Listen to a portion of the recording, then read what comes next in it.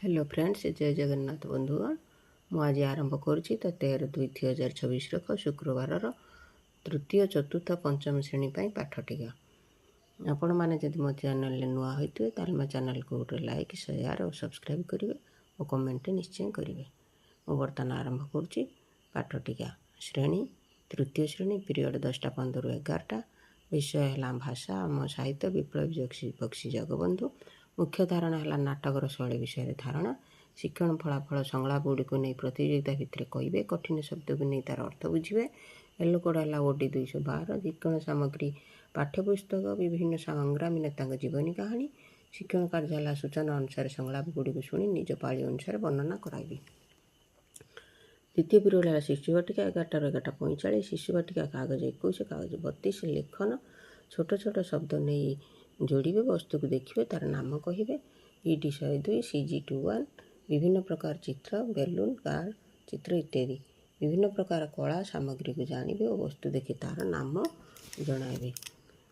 तृतीय पीरियड है शिशु बाटिका प्रथम श्रेणी 11:45 ରୁ 12:30। कागज 17 कागज 37। आदर्श पठन करेंगे। शिक्षक आदर्श पठन को शुणी पिला माने तार अनुकरण करेंगे। DG 2 ECL 206 ECL 305। शिशु बाटिका पुस्तक विभिन्न प्रकार मंजी संग्रह करी ताकू नाम अनुसार पठन कराइबे। चतुर्थ पीरियड द्वितीय श्रेणी 12:30 ରୁ 1:15। सहभागी पठन माँ परी मोर किए से हम पद्यटी को अभिनय कर आवृत्ति करेंगे। ECL 206 हसखुशी बही माँ और शिशुर चित्र पोस्टर।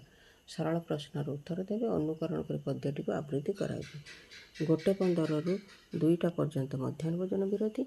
चतुर्थ श्रेणी पंचम पीरियड परिवेश शिशु श्रमिक और शिशुर अधिकार। 14 वर्षरू कम बयस पिला कठिन कार्य नियोजित करुले पिलार होता असुविधा गुड़ी को उल्लेख करेंगे। है 415 चित्र कार्ड कार्यपद 14 वर्षरू कम बयस पिला शिक्षा अधिकार संपर्क में जणाइबे। षष्ठ पीरियड पंचम श्रेणी विज्ञान स्वास्थ्य और रोग। संक्रामक रोगरू रक्षा पाइबार उपाय, संक्रामक रोगरू मुक्त होबार उपाय। एलोकोड है E513। टीका सारणीर चित्र। शिक्षार्थी माने निकटस्थ स्वास्थ्य केन्द्र को जाए संक्रामक रोग रक्षा पाइबार उपाय गुड़ी को जणाइबे। सप्तम पीरियड है द्वितीय तृतीय श्रेणी चित्रांकन करेंगे। पिला माने ड्रॉइंग शीट रे एक आंबर चित्र अंकन कर रंग देवे। चित्रांकन आज आज 13/2/26 रेख शुक्रवार मल्टीग्रेड लेसन प्लान ये शेष करुच्ची। नमस्कार बंधुगण।